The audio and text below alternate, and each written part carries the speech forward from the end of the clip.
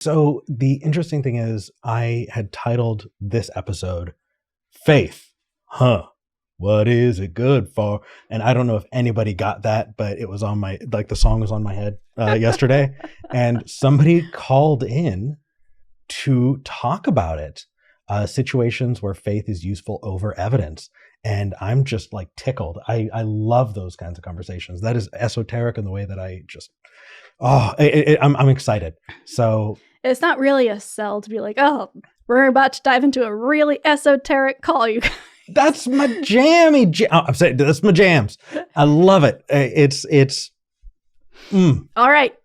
We'll keep it less esoteric and more focused on the down to earth applications of things. Why you gotta? Just to take everyone along with us. Why you gotta? Because it's a good topic, and we want everyone to enjoy it. All right. Fine. JB in Colorado, welcome to the show. Hi, how are you? Doing well. You have beautiful, crystal clear audio.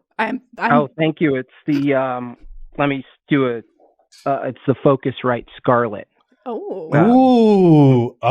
Yeah, absolutely. Yeah, no. All right. Or it's just my voice. One or the other. We're enjoying it though. If you're using a Focusrite Scarlett, that means you're using an XLR mic. What mic do you got? Oh, it comes with it. It's the one that came with it. So okay. It's like the Studio Scarlett one, nice. Which is, seems to work just fine. Oh, you are going to be a dream to edit after the show. Love it. Welcome, JB. What can we help you with today? What's your question? What do you want to talk about? Well, I like the title. Obviously, I think you're being that he said it was a joke with the song. What is it good for? I'm assuming you're saying good as absolutely like nothing. Usefulness. Or good for nothing. Okay. And so, yeah, I had a couple of situations. One category would be like, let's say, kind of like a mad scientist character, 1,000 years ago, dreaming up some possible apparatus or something, some theory, and there was no actual evidence for it at the time. But he went with intuition. He went with something beyond or not quite identical to evidence. And his faith in that kept his head to the ground, messing with things, tinkering, writing stuff. But there's still no evidence. All of his friends are like, you're a little out there. Maybe you should stop. And he doesn't. Okay. And so in some sense, faith in that sense, it's useful for him, especially if he gets to a point where he does find evidence. So his pursuit of evidence isn't necessarily evidence-based itself, right? His desire to move forward, he's probably using a little bit of induction at least. Sure. But he's not necessarily appealing to any evidence because he doesn't have any yet. He's just he's going along. Hey, you know what? Let me give you another example. So how about alchemy? Alchemy is something that a lot of people, followed their gut on. They used intuition because they knew that they could turn lead into gold, that they could transform matter using, powers unseen.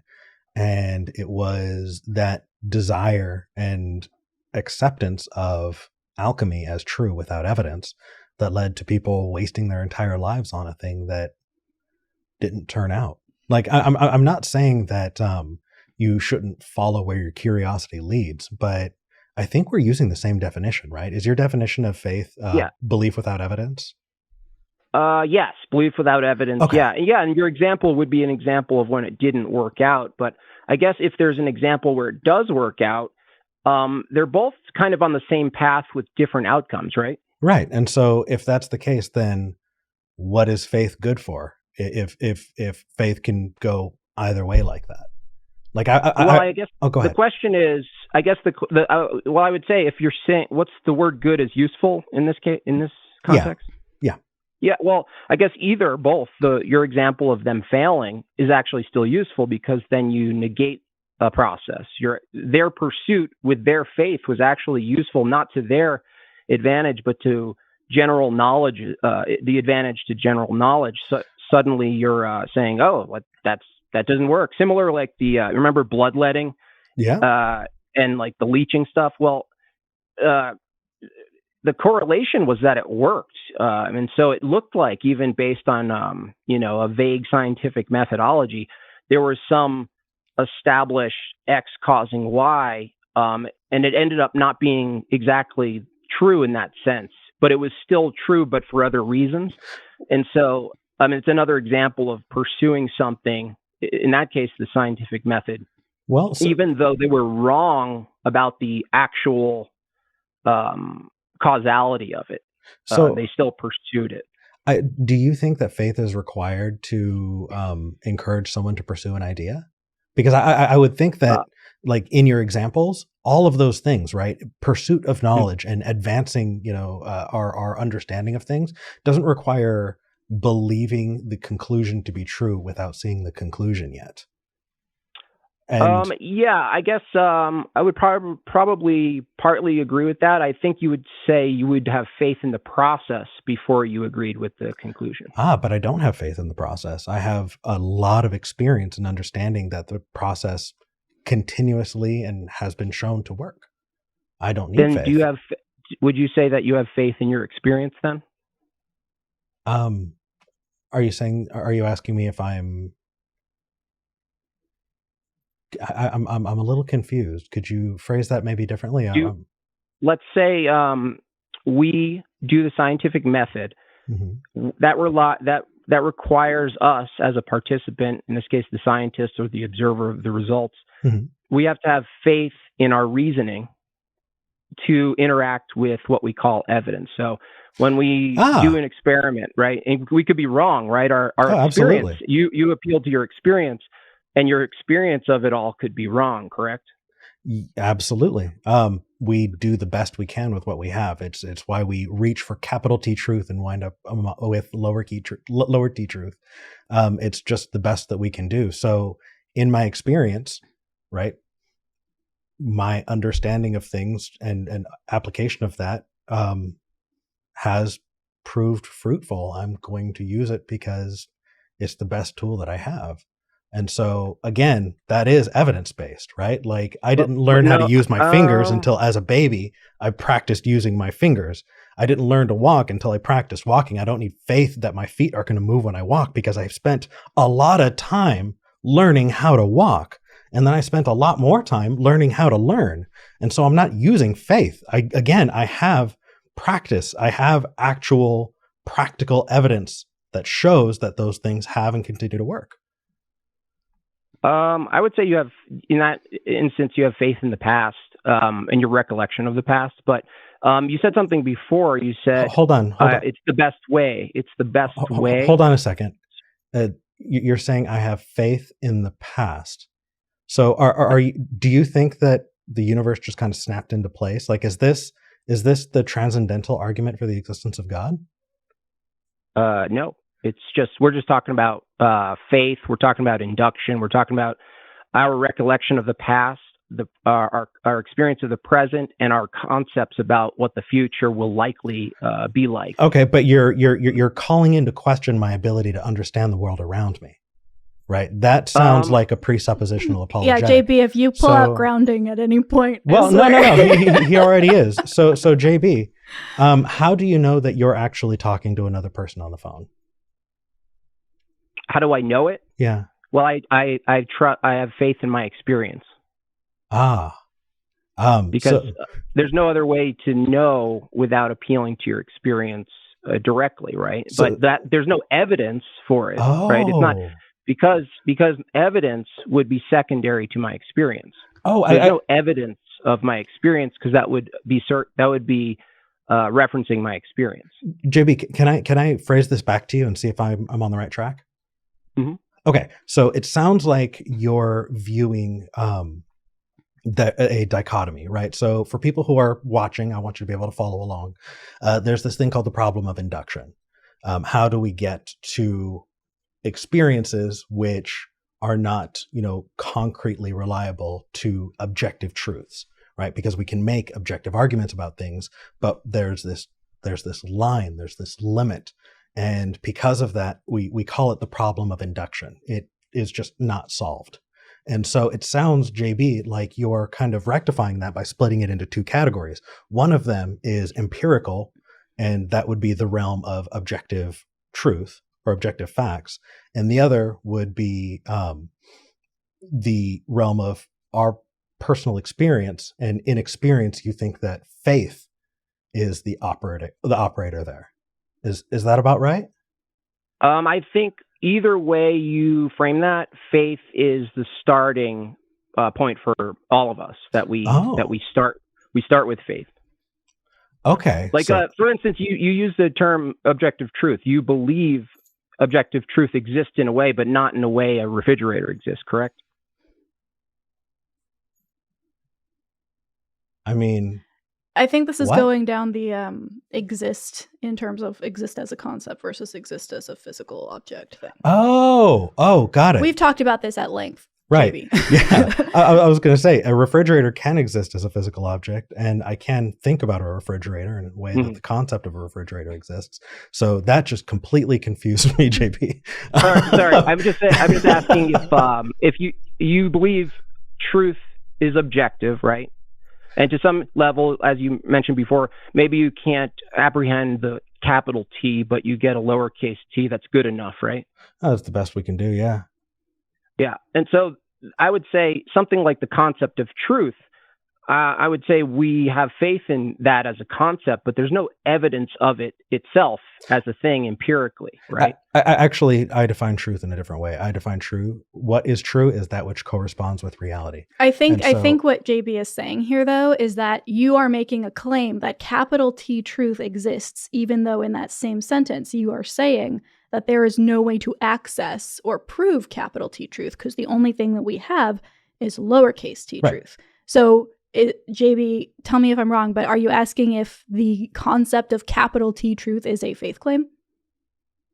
Yeah, I would say, faith claim, capital T truth, and even if you're deriving lowercase truth from it, you're kind of in a paradigm that assumes capital T truth does exist in a way. Again, how you determine or define existence in that way is obviously a whole other conversation, and an interesting one too. But if you the lowercase truth also has an assumption there, because the definition, even though it's useful, truth is that which corresponds with reality. That presupposes reality is a precondition to describing it. So that means that reality existing in its way, right? Because there's a fundamental way in which reality needs to be in order for it to be described. But describing it. How do you know that? Hold on. That is an absolutely bullshit statement. How did you come to that conclusion that reality needs to be a certain way in order for it to be described? How did I come to the conclusion that reality needs to be a preconditions to describing reality? That it needs to be a certain way in order for it to be described, as I believe the words that you said. Because I would say the regularity in nature, the laws of physics, they need to be regular before we can describe them accurately. It sounds like you're assuming those are changeable. Do you have any evidence that those are changeable? No, it doesn't. The claim of whether they're changeable is irrelevant to describing them. Then that makes your statement irrelevant too, because you're assuming that it needs to be a certain way when you're all like, if it needs to be a certain way, but it can't be any other way, then what the fuck is your point? Like, okay, cool, I guess. If it can be another but it can't. Way, you just said that, JB. So what's your point? You just said it can't be another way. Hold on. You're misinterpreting me. Oh, go ahead. For something to say something needs to be a certain way to describe it, that doesn't mean it can't be another way. It could be, there could be two ways things could be such that it requires describing, but it does have to be a certain way to describe it as it is. Oh, so I mean, I could describe in order for the arrangement of chess pieces on a board to be described, they have to be arranged a certain way, right? It's a precondition for describing it. That doesn't mean they can't be rearranged a different way. And I don't think that follows that. The conclusion you're cutting to is definitely not what I'm stating or claiming. I'm just saying that reality, if you say reality exists, right? Mm-hmm. that needs to happen first, right? In order to describe, in your view, things that correspond to reality, right? Well, I think I can answer that by painting a quick scenario. Okay, so just imagine there is a room and we're all sitting outside of the room, and in the room is a chair. I send you in to look at the chair, you look at the chair, you come back, you describe the chair. I go in, I look at the chair after you come out, and I come back out, I describe the chair. We get 100 people, 500 people, 1,000 people. They all walk in, they see the chair, they describe the chair, they all walk out, right? So person X is sitting on the outside, they've never gone into the room, and everyone else is able to describe the chair consistently. And you go, oh, well, but what if you were dreaming, to the first person? But what if you were having a psychotic break, to the second person? Oh, what if, there was something in your brain that happened, some kind of glitch, and you just happened to hallucinate this chair, right? You can say that to everyone who walks out of the room. And that contrarian can say, well, maybe that chair is not in the room. But at a certain point, when you're comparing a thing to reality to decide whether or not it is true, if you're being a contrarian for contrarian's sake, then you're just, I don't understand what the usefulness of that is. And so when we're having this conversation about comparing a thing to reality and then going, well, what if it was a hallucination? The fact is, we live in a shared world with each other, and we use each other to bounce those ideas against, so that we can, so that we can substantiate. I'm not going down that route though. It sounds like it, but I'm just I'm not actually arguing for that appeal to like, what if a brain of that? What if it's a simulation, bro? Kind of thing. I don't take that. I think those end up being nonsensical for the same reasons that you're similar reasons as you're arguing there. So, well, it's not even just, in that. Even in that case. Even if I stayed outside of the room, I would actually be putting my faith into your descriptions. I don't think so. So let's say a blind person can't perceive the physical world with their eyes, but they can do it with their ears to high level vibrations in any other way.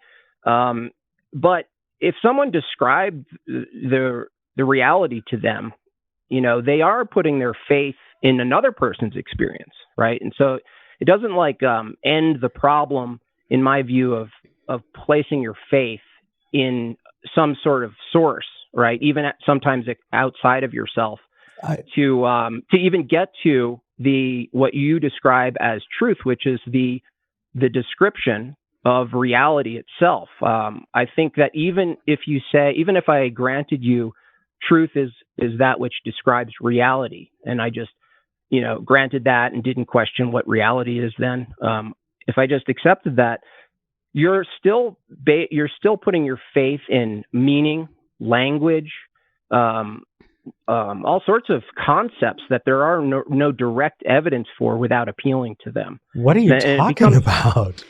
Can I jump in here? Do you have faith that words have shared meaning? I mean since we're using words, then obviously we're assigning them meaning. That's how that works.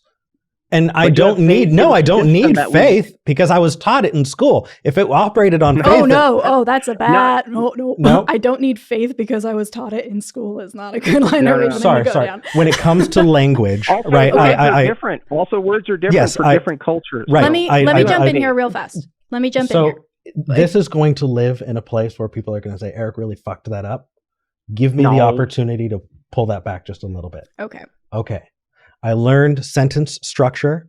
I learned verbs, adjectives, nouns. I learned all of that. And it was very consistent, at least in a way. Like, we use language. It is a tool that we use. I don't understand how that requires faith. In the same way, when you're listening to those accounts of those people coming out of that room, you don't have faith that they're telling you the truth. You assign a degree of confidence to the claim, and that degree of confidence goes up as evidence becomes more and more available. There's no faith there.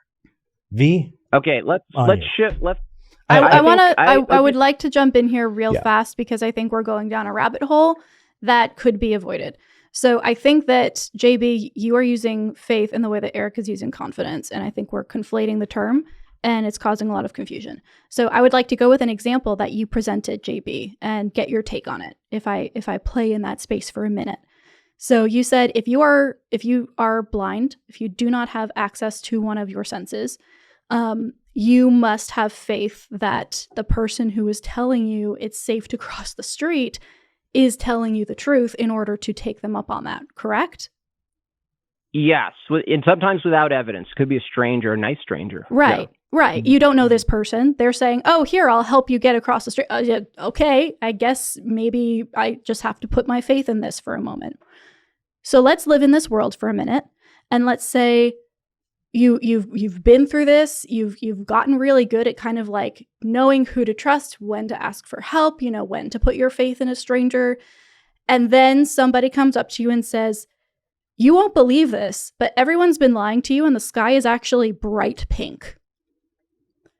Okay, so now you're at a place where you must operate on faith in the same way that you've been, but somebody is coming to you with a claim that up until this point doesn't have any ability to be substantiated and goes directly against what evidence you have collected through garnering those pieces of information from other people about the world.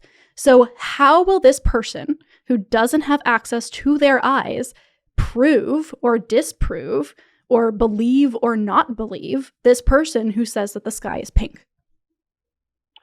Yeah, they might, the method they take might actually be sort of learning more about people in general and getting a sense of people, right? So we the same way we use our intuition about people, we get like weird vibes. We could be wrong about our vibes, right? But sometimes we're not. And I wouldn't say that's like convincing every time or reliable every time, but sometimes it is, right? And so I think there's whatever method that they go through in your question, they're still going to have to put faith first, right, in their action toward it, toward that method. They're going to have to take a leap and go, well, I'm just going to I have to go with this method to determine, because they put a good conundrum right in front of me, but I still have to pursue something, right? And sometimes we're wrong the way we pursue it, and sometimes we're not.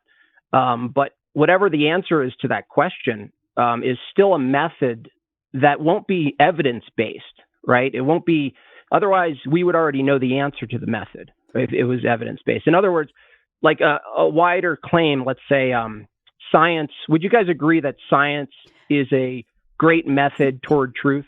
JB, I do want to circle back because I don't feel like I got an answer. And I know that maybe the answer is I don't know, which is fine. How would you, as a blind person, determine if the sky were pink if one person told you the sky was pink and everyone else told you it wasn't pink? Would you believe that person? I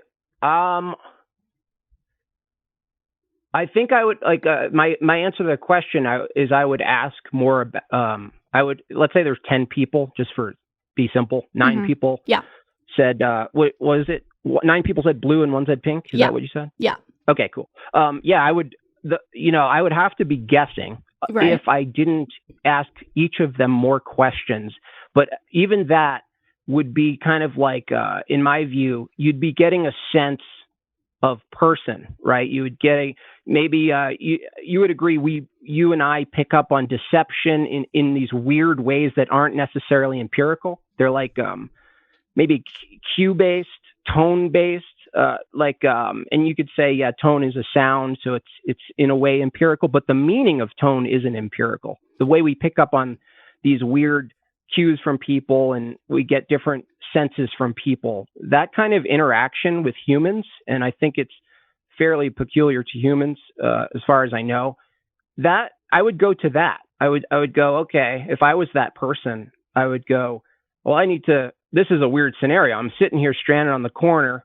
Let's say crossing the street and the safety of crossing the street was dependent on the color of the sky, to raise the stakes a little bit. Okay. I would probably want to have 3 minutes, 5 minutes, almost like speed dating with the 10 people. Okay. And get a different sense from them, such that if I can apprehend any sort of weirdness with the the person who's claiming otherwise, or I could just ask them. I would ask the other people who saw blue to ask the person who saw pink, and determine whether that person was colorblind. Because this is an interesting topic, because it is color itself. I don't know if you guys have probably covered this topic, right? Good call. So yeah. I like where you're going with this. So you would go to the other 9 people, and then the one who says that the sky is pink, and you'd be like, all right, I'm going to gather some data here and see who is able to corroborate each other's stories, maybe using some sense of like, this person seems trustworthy, whatever, that's okay. And then you go and you say, hey, one of you 9 people who can see the sky and who I trust, can you go to talk to the person who is telling me that the sky is pink and maybe figure out, are they colorblind? Is there something else going on? Are they looking at like a weird patch of sky that has pink in it? Like, can you tell me what's happening? All right. That makes perfect sense. That is a really rational way to go about that. My question now becomes, though, you are using, as you're calling it, faith in all of these circumstances because you do not have the ability to view the sky yourself. However, you are now using other tools in addition to that faith to determine the answer, to get the best and most accurate version of that answer, right? Yeah, I would say I'm using other tools, but I'm also trusting those tools the same way I trust an elevator. So, I mean, I guess we're getting into the crux of where does faith become trust, right? At what point does faith become trust, even in an instance where it's not absolutely certain, right? Like induction is like probabilistic, it's not certain. And so I would say some level of trust is there. But again, I would say that you're still putting faith in the people who are doing now the let's call it an experiment. Yeah. For you, right? You're kind of like now the question is, do I trust that they did the experiment accurately? And I think what we're pointing to is for different questions and different levels, let's say the stakes are higher or lower for any given proposition that we need to figure out. I think we kind of have a scale or a spectrum at which we kind of like just take the leap, right? Because the investment in what the sky color is less if it doesn't concern my safety, right? That's why I put the safety in there, right? But if we remove the safety, the person, you and I, if we're all the blind people in this scenario, let's say all 3 of us, you, and I'm sorry, your name, Eric. I forgot your name, Eric. We're all blind sitting at the corner. And we just kind of, deliberate. There might be this point at which we just all kind of go, well, it's good enough, right? Yeah, exactly. There's a moment where it's good enough, right? Right, exactly. Right. The question is, how do we get to good enough?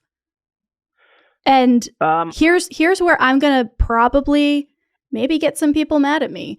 But listen, JB, there's a nuance here that I don't think is normally brought into this conversation, which is we all do operate on faith. As an agnostic, I think that is the only way to operate because we don't have access to that capital T truth. That said, I think that we have developed really sound ways of using that faith and checking it and investigating it to get us closer to things that seem accurate to the most people. Okay. And so there is a difference, in my opinion, between somebody who says, I have faith that there is such a thing as gravity because, and then lists out the theory of gravity and the people who have tried to jump and fly and failed, and, how planes work, and all of these things, all of which, granted, are still filtered through our subjective eyes and then processed in a brain that doesn't have access to capital T truth. But there's difference between saying, I believe that gravity exists, and then going and saying, I believe that invisible dragons rule our country from the treetops, right? Because then you're like, okay, where are all of the checks and balances that apply to this belief? Can we do that here too? No? Okay, I'm putting less confidence in it. So yeah, on the base level, It is solipsism. What you are presenting to us is hard solipsism. And there's no argument for that because it's unfalsifiable. If you say that you are the only person with a consciousness in the universe, that's kind of where you're stuck. That's the end. That's it. You've gotten to the logical conclusion. I agree. We both reject solipsism, hard or soft. But what you're proposing is just solipsism using different words. And I'm saying that to an extent, I agree that it's impossible to prove things outside of our subjective experience. That said, we have ways of developing what is more likely and what is less likely. And that's what we focus on as skeptics. I would make a distinction, though, that if you have faith, I would say we have faith in our own reasoning. And to an extent, we have faith in other people's reasoning. And I think because the moment you suppose there are other people, right, I don't believe you are me and that we're the same mind or brain or body in any way. But I do. To some extent, I will have faith in your reasoning, right? But faith in your own reasoning isn't evidence-based because we need faith in reasoning to even interact with evidence. And I think that's the fundamental core line of my argument isn't for solipsism in any way. If it came off that way, I reject that, and I'll re-examine how to present this without it going down to that conclusion, because I totally reject solipsism. But I do look at, from a very fundamental level, do we have faith in our reasoning? And to question it, you'd still be appealing to your reasoning, right? So I mean, I think reasoning JB, can I before interacting with evidence? Yeah, JB. So I think you hit the nail right on the head. So what you're saying is faith. I call confidence. Yeah, I would say confidence would be something you conclude after reasoning. Like, you don't just start with "I'm confident." You have to use induction and interactions, right? But then you have to believe in reasoning before you come to confidence. Hold on. So let's take that specific example, because that starts getting really meta, and we can put that on the shelf and get there once we work out the nuts and bolts of belief and confidence. Because if you start talking about belief and confidence of confidence and confidence of belief without working those out, it gets really muddy really quick. Okay? Mm-hmm. Cool. So putting that on the shelf for now. When I say that I have a degree of confidence in a thing, right? Giving or getting evidence and evaluating that evidence can either raise or lower confidence in whatever the claim is. The conclusion, right? What I come to belief being the accepting of a thing as true, right? That is belief, accepting a thing as true, right? The confidence is just to the degree that you give the claim, right? How likely is it to be true? And so it does sound like you're saying that you're using the word faith in the way that I use confidence. And so just to cut those apart, I'm saying that faith is when there's not any evidence and you're still coming to the conclusion of belief, right? So if you have evidence, confidence? Hold on. If you receive evidence, then you are no longer in the faith realm, because faith is when there's no evidence and you're still accepting a thing to be true. If you're accepting a thing as true and there's evidence, it is no longer faith. It is now a conclusion, a belief that you've formed around evidence. You no longer need that faith. Faith is when there's nothing there. And so that's, I think, why we're not meeting in the same place. Do you have a better understanding of my definition now? My question is, do you have confidence in your reasoning? JB, do you understand my definitions now? I'm trying really, really hard to help resolve the miscommunication. Yes, I understand your definitions. Okay. Do I have confidence in my reasoning? Is that the question? Mm-hmm.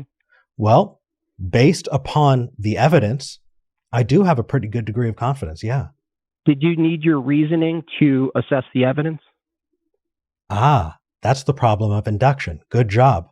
That is not a point in anyone's favor. It's just a okay.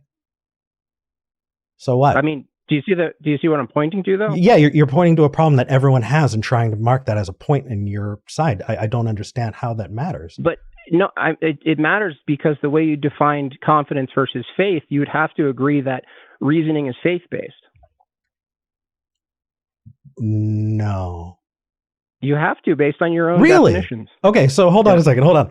If I use my reasoning, right? If and by the way, I've developed my reasoning based on trial and error, right? I didn't have great reasoning to begin with, right? I developed that toolbox. Circular. That's begging the question. No, it's me telling you how it worked, how my life came to where it is. Using reasoning. Yeah. Yeah. So you to say you developed your reasoning without faith in reasoning JB, is begging the question. No, it's the problem of induction, and I still don't understand why that matters to you. Because the problem of induction is exactly what demonstrates the difference between faith and confidence in your definitions. No, and actually establishes that you have faith in your reasoning before you establish confidence. No, you're imposing your definition of faith upon mine. Listen again. Faith is the absence of evidence. Right. So do you think you have evidence? Do you have evidence for your reasoning? And you said I developed my reasoning, but I asked, you developed your reasoning using reasoning, right? And that's the problem of induction. Good job. I'll give you a gold star. Now what? What is that? I really don't get it, JB. What is your reasoning based in, if not faith? It's based on trial and error. It's based on looking at the outcomes of things and then trying to understand those things and building a toolbox to better understand the world around you. It's epistemology. That requires reasoning. Again, that requires reasoning. Okay. Okay, JB. So it sounds like you're trying to push a gotcha in here. I'm not. I'm just holding you to the problem that we're looking at. Okay. And you're cool. Trying So let me try this again. Do you think that the accumulated experience of my life, right? What I've used to sharpen my understanding of the world and to build that epistemology, do you think that that's nothing? Nothing? Yeah. Do you think hold on. Do you think it is equivalent to nothing? No. Do you think it's equivalent to no evidence? No. So you agree that is evidence, right? No. Oh, so it's equivalent to no evidence. Pick one, JB. Is my life experience, is that evidence of the things that I've experienced, or is it equivalent to nothing? No, your experience is faith-based. So you're saying it's equivalent to nothing? No, it's equivalent to faith. I don't discard faith. I said you guys faith. Discard faith. No, because faith is belief without evidence. So if you're saying that my experience is equivalent to no evidence, then that's just your fucking pedo, dude. No, I didn't say that. No, you did. You need to think your words through. No, I didn't say your experience is only faith. I asked you, JB, to answer the question. Is it equivalent to nothing? No. Then it's not faith. What? Nothing what? That doesn't even mean anything, saying my experience is equivalent to nothing. Sure. That's not even a full question. JB, because you're not listening. I'll say the whole thing again, okay? So faith is accepting something to be true without evidence, right? Your experience. Accepting something to be true without evidence is faith. Do you have evidence of your experience, or do you believe it JB, without evidence? I'm glad you're chomping at the bit. But if you don't give me some kind of affirmation that you understand what I'm saying, then you're just waiting your turn to talk at me, and this conversation's pointless. Try it again. Faith, right? You said you didn't understand. You said it didn't make sense, so I'm trying to describe it. Okay, JB, is faith belief without evidence? Yes. Okay. I said that I use my experience as evidence. Is my experience evidence? Yes or no? You use your experience Is my experience evidence? Yes. Can it be bad evidence? Sure. But is my experience evidence?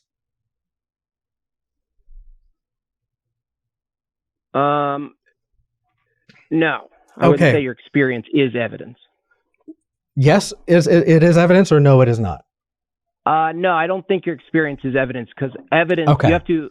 Then JB, if that's the case, the entire world is faith-based for you. And if that's it, then you've constructed a reality where there cannot be anything but faith. I'm just curious what evidence is. So we've defined faith. Faith is belief without evidence. Okay. What is evidence? JB, how do you define evidence? Evidence, I use evidence in a specific framework in empiricism and in science, that evidence is basically establishing causal relations in the physical world. It just doesn't apply to concepts that are required to pursue this methodology. It's just within a framework of science, which I value and everything like that. It's just that evidence would be something we manipulate, but I wouldn't say just because we have access to what we call evidence, it doesn't mean suddenly we give up or forfeit or somehow remove the faith in our interaction with the evidence. So evidence is like a category. Right. I agree that it's a category. The thing is, the argument hasn't been about that this whole time. We haven't been arguing whether or not faith is necessary in addition to evidence. It seems like we've been arguing that faith and evidence are somehow mutually exclusive, or that evidence doesn't exist in the ways that we understand it. So are you, from what I'm hearing, it sounds like you're adopting a very strict, like materialist, like philosophically naturalist concept of evidence where it is only physical and it only relates to cause and effect. No,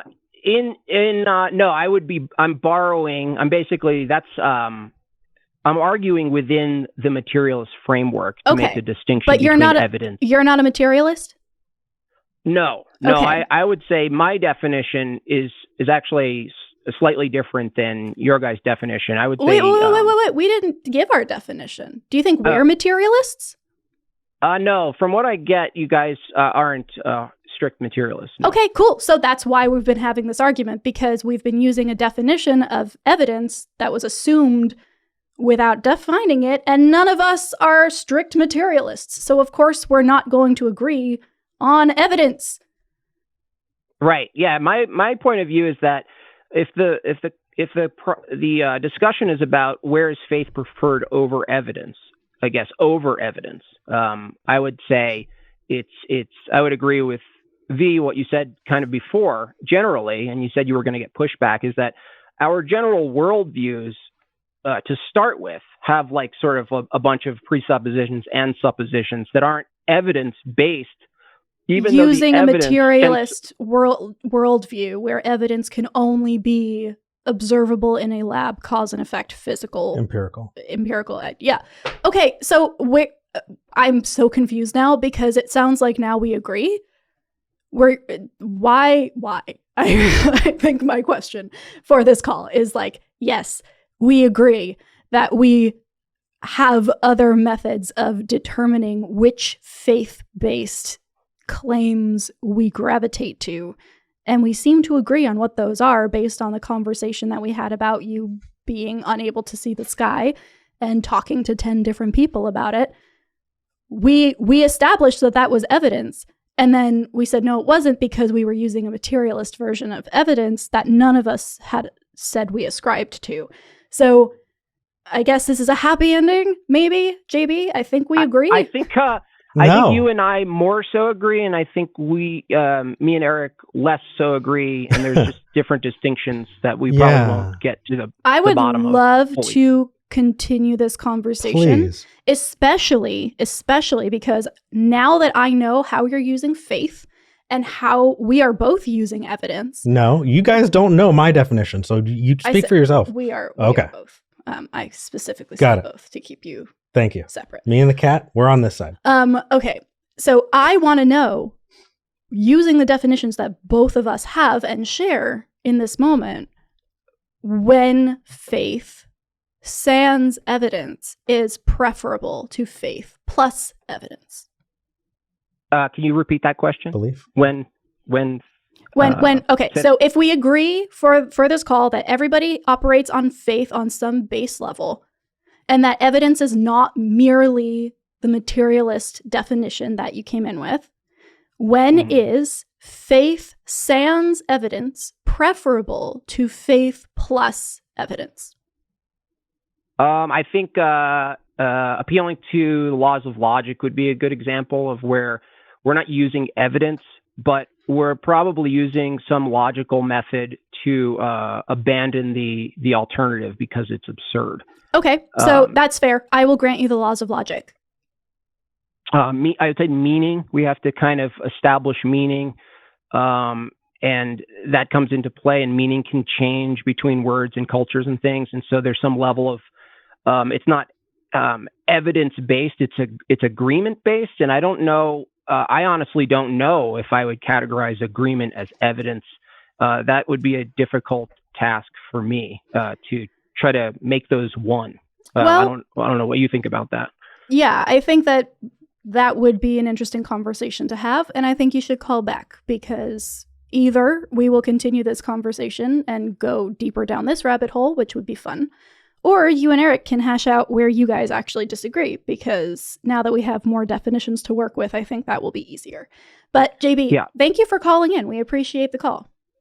Hey, no problem. Thanks for having me. Okay. Bye.